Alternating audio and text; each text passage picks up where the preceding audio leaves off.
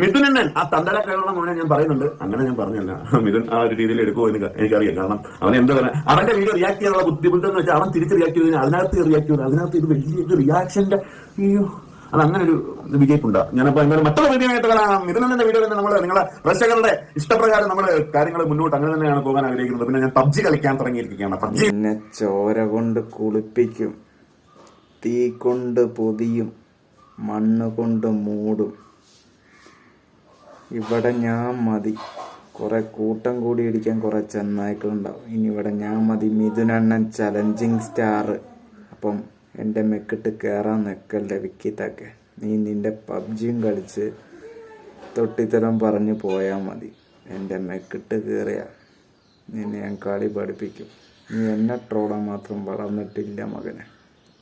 ചിന്തിച്ചിട്ട് തരത്ത് പോയി കളിക്കാം.